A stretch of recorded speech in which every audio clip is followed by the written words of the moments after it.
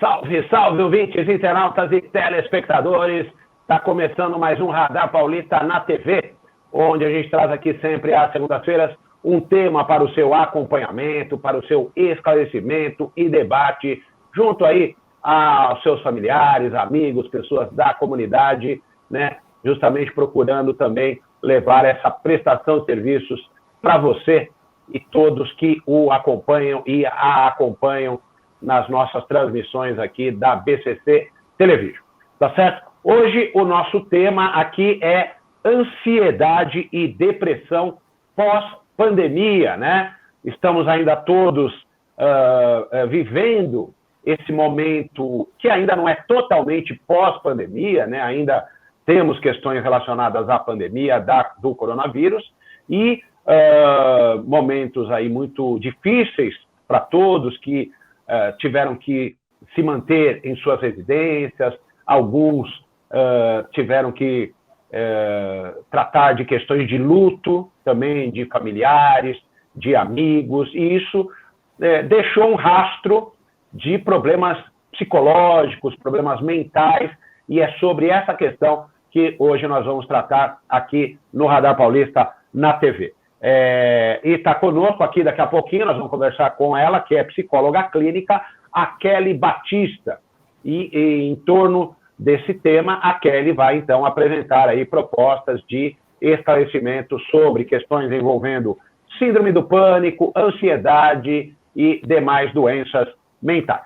Tá certo? Antes aqui a gente tem os recadinhos dos nossos patrocinadores, dos nossos apoiadores, lembrando que o Radar Paulista vai ao ar todos os dias também pela Rádio Trianon, AM 740 em São Paulo e na Grande São Paulo, também nos 810 em Santos e em toda a Baixada Santista pela Rádio Universal de Santos, ainda aplicativo de rádio TuneIn e Radios.net, nas redes sociais facebook.com/Renato Radar, no Instagram Renato_Albuquerque 1 e no portal www.radiotrianon.com.br. Radar Paulista vai ao ar de segunda a sexta-feira, das 18 às 19 horas, com notícias, informações, variedades, prestação de serviços, utilidade pública e entrevistas. Tá certo? Temos ainda também os nossos apoiadores, Radar Paulista, que tem os apoios de Eco Espaço e Lazer, o sucesso do Cerveto Para Verde e amplas instalações. Você agenda aquela festa maravilhosa no Eco Espaço e Lazer. Você obtém mais informações no facebook.com/Eco Espaço e Lazer, tudo junto. Tem também o Ateliê Comunicação, a melhor comunicação do mundo. As informações do Ateliê Comunicação você obtém também no facebook.com/Ateliê Comunicação SP. E também a nossa BCC Television, onde você produz, divulga seu vídeo, faz o seu programa aqui conosco na BCC Television. É só entrar em contato com a nossa equipe super profissional, com a Luciana, com o Márcio, o Verão, a Betânia e também o Bernardo. Então, é só entrar em contato no www.bcctelevision.com.br e falar com a equipe da BCC TV. Tá certo? Bom, então vamos falar sobre o assunto de hoje, a pandemia, a pós-pandemia, ansiedade, depressão, síndrome do pânico, questões mentais que foram trazidas no pós-pandemia. Está conosco aqui no nosso aplicativo a Kelly Batista, psicóloga clínica, a quem eu agradeço pela participação, desejando aí uma boa tarde, uma boa noite também, porque o programa entra à noite. Kelly, muito obrigado pela sua presença. Eu que agradeço, Renato. Uma boa tarde a todos. Kelly, vamos... Legal, muito bom ter você aqui conosco. Kelly, dentro desse contexto da pandemia, o que nós podemos falar, né? Haja vista, inclusive, a abertura que eu fiz agora há pouco, né, com relação a essas questões que envolvem o fato de as pessoas terem ficado meio que aprisionadas em suas residências, em suas casas, mantendo, às vezes, trabalho remotamente, outras que perderam seus entes queridos. Enfim, é um contexto bastante considerável de questões que agora nós vemos aí pessoas com doenças, como eu disse aqui anteriormente, depressão, ansiedade e síndrome do pânico. Sim, é bastante importante a gente falar sobre essa situação, né? Porque nós temos aí o contexto da ansiedade, que ela é diretamente estimulada pela insegurança, né? Pelos medos. E a pandemia, de uma forma geral, ela gerou um processo de ansiedade, né? Ela gerou um processo de medo constante. Todo o contexto da pandemia trouxe um estímulo para as ansiedades, para todo o transtorno de ansiedade. Então, o fato de as pessoas ficarem trancadas dentro de casa, o medo de contrair a doença, nós tivemos também a questão dos empregos, né? A questão social. Muitas pessoas foram afetadas, né? Perderam um emprego.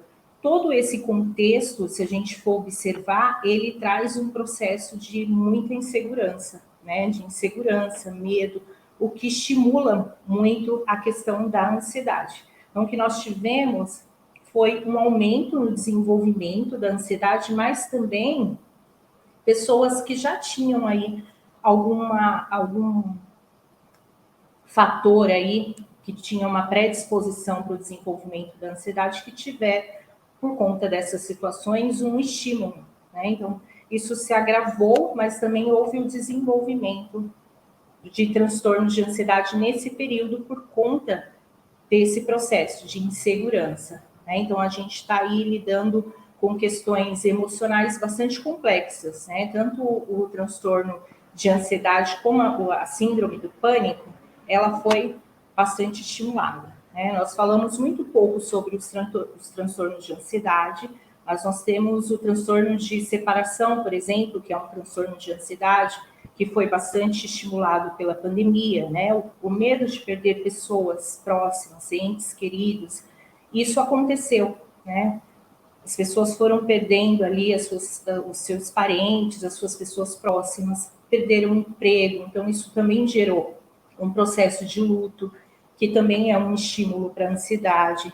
Então, todos esses processos fez com que a gente tivesse aí o agravamento das doenças mentais, principalmente nesse contexto de ansiedade, de depressão, né? A depressão ela está relacionada diretamente às perdas.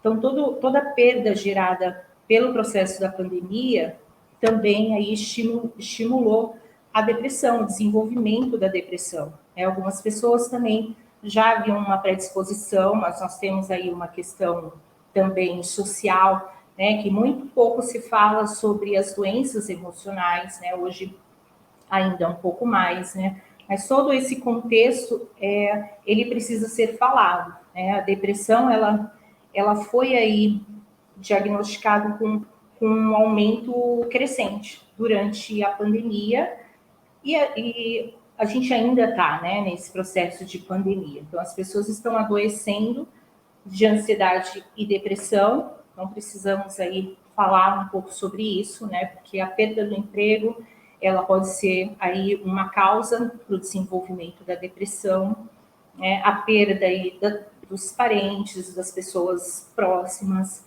não só diretamente aquilo que te afeta, mas o contexto, né, o que está ali envolvido, o contexto social, o medo constante, a insegurança constante, acaba também por aí estimular o desenvolvimento da depressão, que está relacionada às perdas também, né?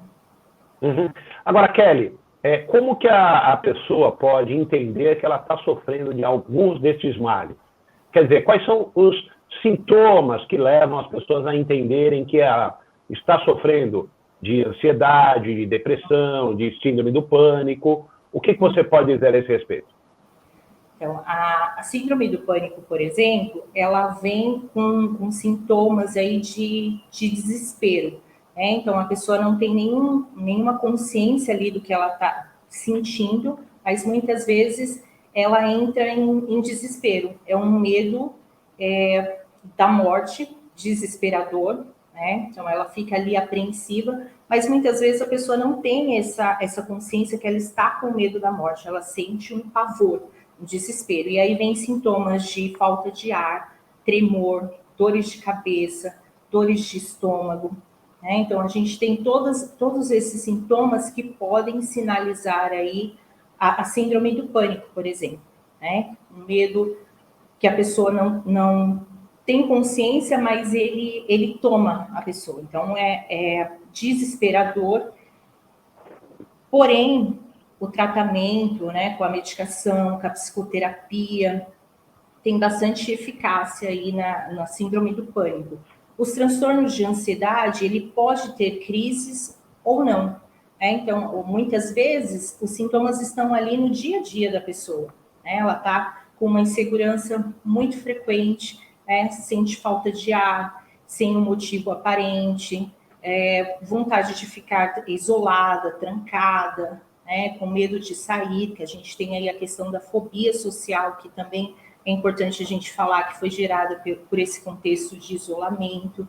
Então, todos esses processos de medo constante traz sintomas de ansiedade, que são as dores de cabeça, os tremores, o medo de lugares com muita gente, pode aí também apresentar fobias, tá? Então, são diversos sintomas que eles são parecidos, na questão da ansiedade e da crise do pânico, só que ele vai aparecendo, ele vai dando sinais que essas doenças estão ali se desenvolvendo. Então, é importante estar bastante atento para os sintomas do dia a dia, da rotina. Às vezes a pessoa sente medo de pegar um ônibus, de sair de casa, uma insegurança muito grande. Tá?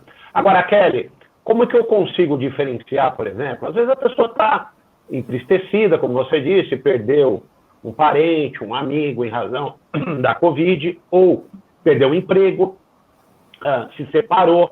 São questões que foram trazidas juntamente ao problema da Covid, né? E isso, claro, num primeiro momento, num primeiro mês ou no segundo mês, traz uma tristeza muito grande. Em que momento as pessoas devem ou podem diferenciar, né, a tristeza da depressão? Porque acredito que a depressão tenha uma característica mais forte do que a tristeza, ou não. E aí eu gostaria que você justamente comentasse a esse respeito. Sim, Renato, isso é bastante importante. A depressão, ela vem com uma tristeza constante, mas ela é diferente da tristeza pontual, né? Então, o que diferencia é a constância e a intensidade. Se a pessoa passar aí mais de 3, 4 semanas com uma tristeza constante, já é um sintoma aí, um possível sintoma da depressão, tá? Então, a diferença é a constância e a intensidade. Então, é um choro intenso, é uma tristeza intensa, tá? O isolamento, é a falta de prazer em fazer as coisas, tá? Todos esses sintomas, ele vem junto com a depressão. Então, tem pessoas que não têm a tristeza constante, tá? Mas tem o desânimo, a apatia, a falta de prazer nas coisas que antes era prazerosa, tá? Então, a diferença está nesse processo de constância e intensidade. Dentro dessa questão, desse quadro, vamos dizer assim, às vezes até um quadro clínico, a pessoa, é claro, nós estamos conversando aqui e às vezes isso parece muito fácil, né? É só você se consultar com um psicólogo ou com um psiquiatra e ele vai dar um melhor encaminhamento. Mas nem todo mundo tem essa facilidade, tanto do entendimento como de chegar até um profissional, né? E mesmo ela pode se sentir muito vulnerável emocionalmente e ter dificuldade, inclusive, de pedir ajuda, porque ela não quer, às vezes, mostrar que ela está passando por essas vulnerabilidades emocionais, vamos dizer assim. O que você recomenda nesses casos?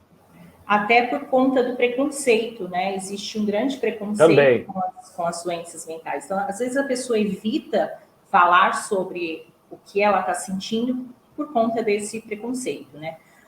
As pessoas que estão próximas, é importante que estejam atentas. Muitas vezes a pessoa que está em depressão, realmente ela não vai pedir ajuda e ela não consegue, ela não está em condições. Muitas vezes ela não tem o acesso a isso. Então, as pessoas mais próximas ali, na verdade, é a rede de apoio. A gente fala muito da rede de apoio nas questões emocionais, nas doenças mentais. Então, a rede de apoio ela é essencial. É aquele marido, aquela esposa, aquele filho que está ali próximo, né? Que possa falar a respeito, da doença, porque a fala, a comunicação do que você está sentindo é um pedido de ajuda. Então, quem está próximo precisa estar atento. Nem sempre a pessoa está ali pedindo ajuda diretamente, mas ela está comunicando de alguma forma, com um comportamento, com uma mudança de comportamento, principalmente.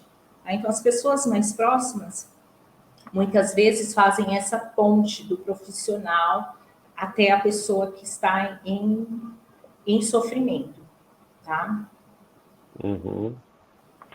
Ô, Kelly, e me fala uma coisa, há como se prevenir para justamente não vir a sofrer? É claro, a pessoa está, às vezes, no meio de um furacão, né? E esse furacão está ali, ela está, às vezes, encarando esse furacão, mas a hora que ela, às vezes, ou vai deitar, né, vai dormir, ou ela, na hora que ela estaciona, no momento em que ela começa a refletir sobre a vida, é que ali é que começa a bater o cansaço, a tristeza, como nós falamos agora, a ansiedade e as demais doenças. Tem como essa pessoa, antes de ter essas doenças, ela tomar alguma precaução para evitar isso? Sim, sim. É um ponto importante, Renato, porque assim, muitas vezes a pessoa, ela não se dá conta, porque ela está tão ali presa a tantas coisas, né, focada no trabalho, tentando retomar a vida por conta da pandemia, né? Então fica como se fosse a saúde mental acaba ficando em segundo plano, né, como se não fosse uma prioridade. Mas o cuidado pode sim prevenir, principalmente a fala, né? Principalmente a comunicação de como a pessoa está se sentindo, falar sobre os sentimentos previne a ansiedade, previne a depressão. Então, é um lugar de escuta que pode prevenir a rotina dessa pessoa, né? Então, uma pessoa que ela só trabalha, né? Ela só tem ali o desgaste mental, sem um tempo ali de cuidado, né, de olhar para si mesmo, pode ser um ponto aí preocupante. Então, sempre a questão da prevenção vem do olhar para si mesmo, do cuidado, né? Colocar ali na sua rotina mesmo pequenos hábitos que possam ajudar a descarregar a tensão emocional, a insegurança principalmente. Então, uma boa leitura no seu dia a dia. São coisas simples que a gente pode, sim, aí colocar no nosso dia a dia. O exercício físico, ele é tanto para o tratamento como para a prevenção, né, tanto da ansiedade como da depressão. Então, a pessoa que ela tem ali uma rotina de exercícios, o corpo dela vai gerar substâncias que previnem a depressão, né? Então, o próprio corpo produz serotonina, endorfina, então isso traz aí um equilíbrio mental e, consequentemente, evita a ansiedade e a depressão. Quando a gente fala de cuidados para si mesmo, é uma rotina aí de hábitos saudáveis. Uma boa alimentação previne aí doenças mentais, então é todo um contexto, né? Exercícios físicos, bons hábitos, boa alimentação pode sim aí ajudar, tanto na prevenção como no tratamento. Tá certo. Bom, a gente vai fazer aqui, Kelly, ouvinte, internautas, um breve intervalo. Eu vou deixar uma pergunta aqui para o próximo bloco do Radar Paulista na TV, justamente com relação às pessoas que já têm o diagnóstico, por exemplo, da ansiedade, da depressão. A minha pergunta é a seguinte: dentro desse diagnóstico, tem como a pessoa controlar a ansiedade, a depressão, a síndrome do pânico, de maneira, como você acabou de dizer agora, dessa maneira mais natural, ou ela precisa tomar medicamentos? O que ela precisa fazer quando ela tem essa ansiedade que às vezes toma conta da pessoa, a própria depressão, que é uma doença aí muito grave, muito séria, né? E de que maneira ela pode controlar essas doenças, seja de maneira natural ou de maneira a tomar medicamentos. Tá certo? Gostaria que você respondesse isso na sequência aqui da Paulista na TV, pedindo aí que você, ouvinte, internauta e telespectador, continue ligadíssimo aqui conosco. Nós temos ainda, né, várias perguntas e vários esclarecimentos a tirar aqui com a psicóloga que está hoje sendo entrevistada, a Kelly. Já já nós voltamos aqui com o Radar Paulista na TV.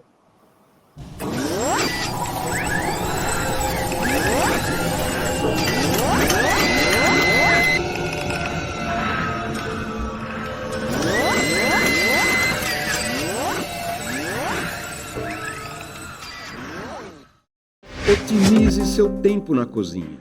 O forno elétrico Lair é um eletrodoméstico prático e eficiente, ocupa pouco espaço e muito bonito. São diversos tamanhos e modelos que deixam seu assado mais uniforme e saudável, com controle de temperatura e fácil de limpar. Lair, há 78 anos fabricando fornos, fogões e churrasqueiras elétricos e a gás, com muita qualidade e beleza.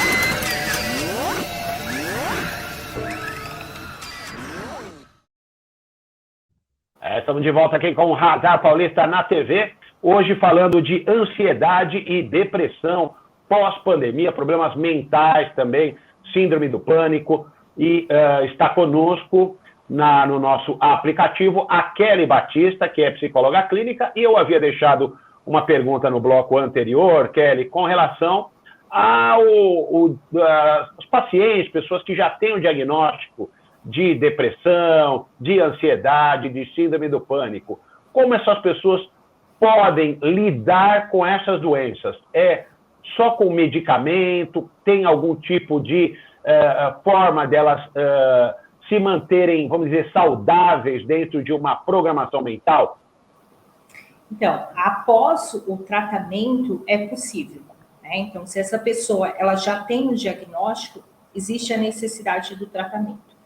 Muitas vezes por psicoterapia e o tratamento medicamentoso, tá? Não necessariamente vai permanecer esse tratamento medicamentoso por psicoterapia. Depois de estabilizada, né, a pessoa pode sim passar a lidar com a doença, mas é importantíssimo o tratamento. Ela só consegue lidar a partir da psicoterapia, por exemplo, que é a educação, né, a aprendizagem do que ela está sentindo, né, porque ela tem esse desenvolvimento aí da ansiedade, o que estimula, né, então são os gatilhos, a pessoa precisa estar ali consciente quais são os seus gatilhos, né, às vezes o sair de casa para uma pessoa pode ser o gatilho para a crise de síndrome do pânico, né, então existe sim aí o controle, mas ele precisa do tratamento, né, para que ele aconteça. A pessoa vai conseguindo controlar a partir da consciência, né, do que está causando, o que expõe ela aí à crise de ansiedade, né? Então, é a partir dessa consciência que vem por conta do autoconhecimento que acontece no tratamento de psicoterapia, tá? E muitas vezes as crises elas só são controladas com a medicação. Então é importantíssimo esse processo para que esse controle, esse autocontrole comece a acontecer. Né? A pessoa começa a ter a consciência ali do que causa e existe um processo de enfrentamento. Então, eu só consigo enfrentar e lidar com os gatilhos da ansiedade, por exemplo, quando eu tenho consciência do que está causando. Então, os gatilhos não são iguais para todas as pessoas, né? Então, às vezes, o medo de perder alguém é um gatilho para uma crise. Não necessariamente é para o outro, né? Às vezes, a outra pessoa, ela se sente ali com fobia de estar em pânico, em um lugar onde causa um pânico, por exemplo. Tá? Então, a exposição a lugares abertos, a lugares com muitas pessoas, podem ser aí o gatilho, tá? Diferente de outras. Então, essa consciência do que causa, de como lidar, vem através do tratamento. Então, é essencial o tratamento. Tá. Você tem, por exemplo, acredito que, inclusive com o seu trabalho, você deve ter observado, e aí eu gostaria que você comentasse sobre isso, esse maior volume de atendimentos que você deve ter feito com relação às questões ligadas à pandemia, questões mentais, né, ligadas à pandemia.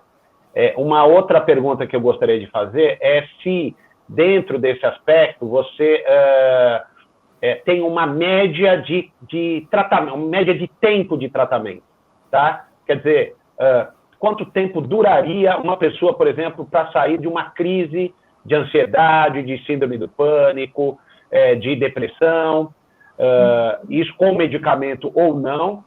E ainda dentro dessa pergunta, homens ou mulheres, quem sofre mais, ou também jovens, crianças, qual é o público que sofre e que vem sofrendo mais com as questões ligadas à pandemia?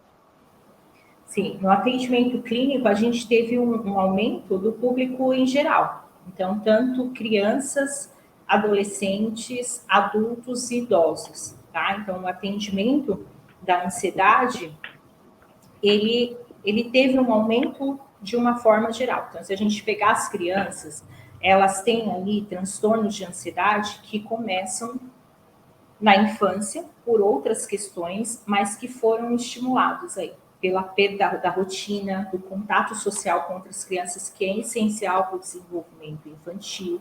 Então, a falta da rotina, né, que as crianças perderam também. Então, a gente teve um aumento desse público, tá, em relação aos transtornos de ansiedade, tanto fobia social, a criança com dificuldade de retornar à escola, por conta do tempo de isolamento, né? Então, até a questão do temperamento, né? Uma criança mais tímida, ela já tem uma predisposição aí para fobia social, por exemplo. Então, ela já tem uma questão. Quando ela passa por um processo como aconteceu, de estar em isolamento, perder o contato ali com outras crianças, com o ambiente social, com o ambiente escolar, isso se intensificou, né? Então, a criança ela já não tinha mais uma rotina, ela já não tinha mais a convivência com os amiguinhos ali, com as pessoas próximas, até mesmo os familiares, né, se distanciaram. Então, a gente tem aí o aumento desse público, né? E o tratamento da criança, ele é um tratamento lúdico, né, que acontece aí na psicoterapia também. E nós tivemos também a questão dos adolescentes. Os adolescentes, eles estão num processo intenso de mudanças, né? Então, todos os fatores estimulados pela pandemia agravaram o processo da adolescência como um todo, né, que é a necessidade do contato social, de estar inserido em um grupo. Então, o isolamento social prejudicou o desenvolvimento aí de uma forma geral, tá? Então, a gente tem um aumento das doenças neste público também, tá? Principalmente a depressão, tá? A ansiedade e a depressão em maior casos. Nos adultos, principalmente a questão do luto, né? Pessoas que tiveram aí muitas perdas familiares também tiveram um aumento na questão da depressão, principalmente os jovens, foi um aumento maior da ansiedade, tá? Que muitas vezes é aí a predisposição para a depressão, tá? Então, uma coisa muitas vezes está relacionada à outra. A depressão, às vezes, ela vem da intensidade aí dos processos de ansiedade, tá? Isso pode acontecer. Então, a gente tem aí o aumento da ansiedade em crianças e adolescentes e aumento da depressão em adultos e idosos, né? Então, a gente teve, sim, um aumento geral aí desses casos. Qual foi a segunda pergunta, Renato? Por favor? As outras, assim, se atinge mais público masculino ou feminino, se as mulheres chegam, acredito que sejam as mulheres, mas eu gostaria que você falasse sobre isso, né? O homem tem uma certa dificuldade para falar de questões ligadas a sentimentos, assim, problemas mentais e tudo. Sim, mas gostaria que você confirmasse essa informação e também quanto tempo, em média, leva para um tratamento, seja de depressão, seja de ansiedade e outras doenças. Sim, por diversos fatores, em mulheres, realmente aí, existe uma tendência maior do que em homens, tá? Porém, em homens é mais intenso. Quando esse homem ele é acometido de uma depressão, ele já está num estado muito grave por conta dessa questão que você pontuou de a pessoa, de o homem, né, não falar, não ter tanta liberdade para expressar os sentimentos por uma questão social, né? Então, a gente tem aí homens que reprimem mais as emoções, consequentemente, quando eles adoecem, a gravidade é também maior, tá? Então, a intensidade é maior porque ele já está em estado grave. Diferente da mulher, que ela busca ajuda quando ela começa a perceber os sintomas ali, ainda no início, tá? Mas é maior os casos entre mulheres, tá bem? Uhum. E a gente tem aí, na questão do tratamento, depende muito, tá? Mas por volta, assim, de 6 meses, a pessoa já começa aí a voltar, né, a uma vida com mais qualidade, tá? Então, ela começa a retomar ali, dependendo da gravidade que está o caso, né, o transtorno ou a depressão, a gente tem aí uma resposta a partir de um determinado tempo aí, no mínimo 6 meses de tratamento, tá? Uhum. E o tratamento, ele não tem um tempo estabelecido, principalmente a psicoterapia, tá? A medicação, em torno de 2 anos aí, ela se faz necessário também. E a psicoterapia, muitas pessoas, elas entram ali para tratar essas questões e elas percebem que encontram ali um apoio, né, que acontece no processo terapêutico de acolhimento, de escuta, e essa pessoa permanece ali em tratamento por uma escolha também, né? Então, aí isso pode demorar um pouco mais, e dependendo do profissional, avaliar essa importância para cada pessoa, né? Então, tem essas questões aí que são pessoais, assim, depende muito de como a pessoa responde ao tratamento, mas 6 meses aí é um tempo que se faz necessário para uma resposta. Uhum. E qual é a periodicidade com que se faz a sessão de terapia? É uma vez por semana, uma vez a cada 15 dias, 2? E uma outra pergunta que eu gostaria de inserir aqui conjuntamente, você é psicóloga, tem também os psiquiatras, né, ou as psiquiatras. Qual é o melhor caminho neste caso? Psicólogo, psiquiatra, como que a pessoa chega a essa direção do profissional que ela vai escolher para tratamento? Uhum. A psicoterapia, ela deve acontecer uma vez por semana, né? Então, ela acontece aí semanalmente por 50 minutos. Né? Então, a gente tem uma sessão por semana, desculpa, por 50 minutos. Então, esse profissional, ele vai acompanhar esse paciente, tanto ali na questão do diagnóstico, né, até o enfrentamento da doença, tá? Na psiquiatria, a pessoa vai fazer o uso da medicação, né? Então, o psiquiatra é o médico que vai acompanhar através da medicação, do acompanhamento desse processo, né? Então, muitas vezes é um tratamento conjunto do psicólogo, né? O psicólogo, ele trabalha com psicoterapia, então ele não receita a medicação, só que ele vai encaminhar essa pessoa para o tratamento psiquiátrico, dependendo aí do caso, da intensidade, tá? Então, é um trabalho conjunto, tanto se essa pessoa procurar o psiquiatra, o médico, primeiramente, tá? O médico pode fazer um encaminhamento aí para psicoterapia. E aí acontece o tratamento conjunto do psicólogo com o psiquiatra. E também o psicólogo encaminhar a pessoa para o psiquiatra. Tá? Então, os dois meios de procurar ajuda, ele é eficaz.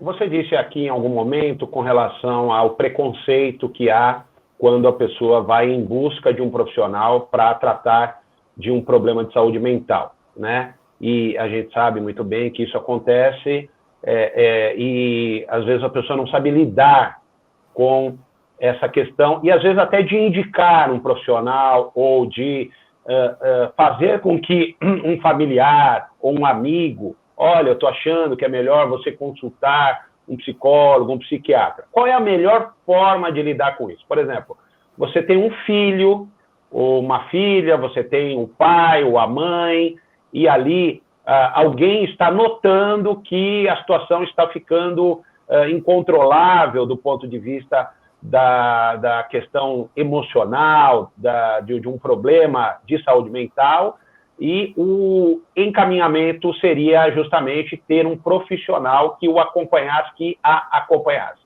Como lidar com essa situação? Qual a dica que você dá para que as pessoas mais próximas, familiares, possam chegar nessa pessoa e direcioná-la para um profissional da área? A questão do preconceito é uma questão bastante pontual aqui no Brasil, principalmente, né? A gente tem aí um tanto quanto velado, né? Então, a ansiedade, a depressão, o suicídio, consequência da depressão, se fala muito pouco, tá? Então, procurar esse profissional pode ser dessa pessoa que está ali acompanhando, mas a questão da comunicação, onde você comunicar aí, a gente tem até um telefone que é de ajuda, né? É o telefone que a pessoa liga ali para falar o que ela está sentindo. E essa pessoa que está ali na escuta, ela vai conseguir fazer esse direcionamento. Mas o acesso ele pode ser diretamente com o psicólogo ou comunicar isso para o médico, para que o médico possa encaminhar. Então, o mais importante é a comunicação. Quando você consegue expressar ali que existe uma possibilidade de uma doença mental, de uma doença emocional, se abre, né, a possibilidade de pedir ajuda. Então, qualquer pessoa pode ali direcionar alguém para um psicólogo, né? Pode ser o contato direto com o psicólogo. Tá? O psicólogo vai encaminhar para o psiquiatra, vai observar outras questões de saúde.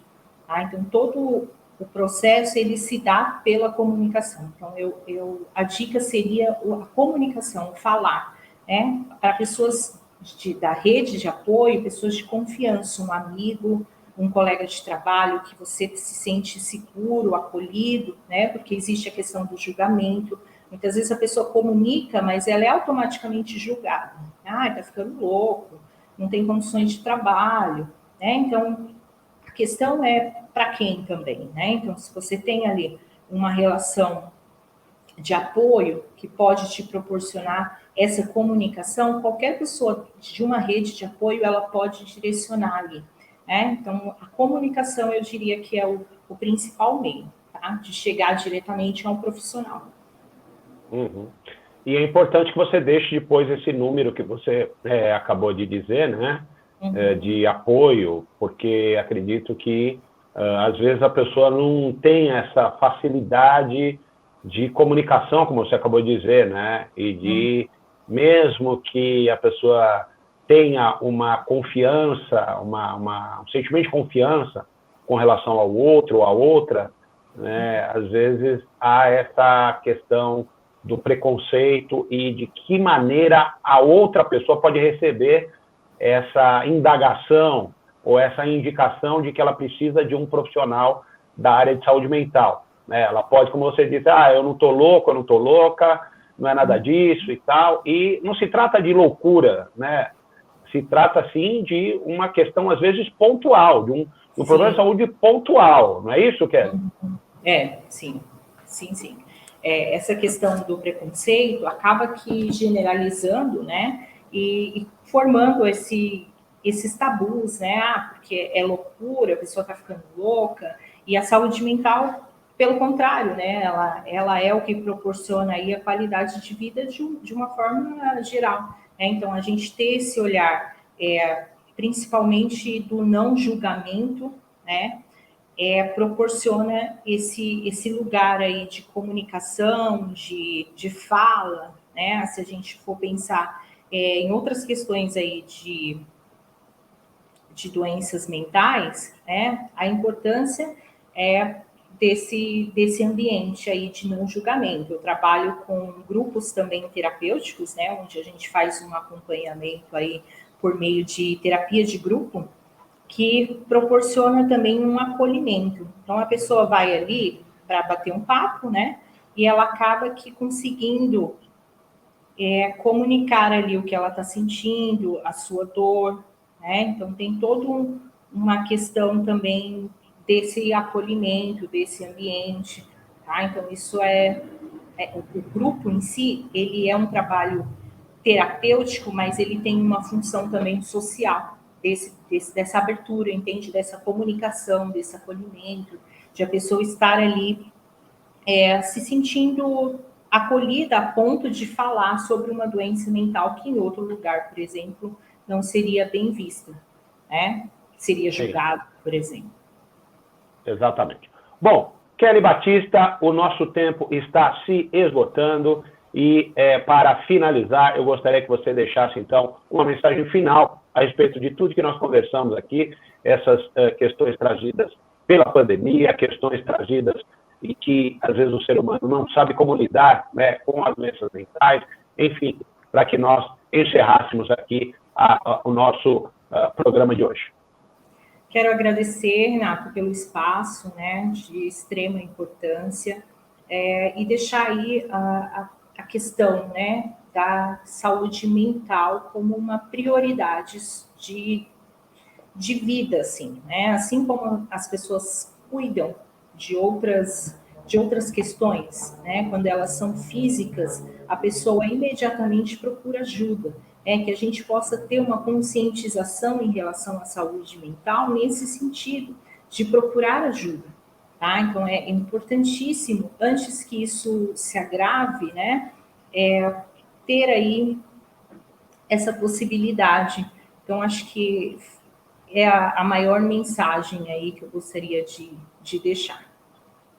Tá certo, então, Kelly, agradeço demais a sua participação, os seus esclarecimentos, tá certo? E fica aí o convite para novas entrevistas aqui no Radar Paulista na TV. E eu também agradeço a todos os nossos ouvintes, internautas e telespectadores que nos acompanharam nesta segunda-feira, né? Sempre deixando o convite para que vocês nos acompanhem também todos os dias pela Rádio Trianon e nos demais aplicativos, plataformas e tudo mais, né? Deixando também uma mensagem de uma ótima semana a todos, um grande abraço e até semana que vem com mais um Radar Paulista na TV. Até lá!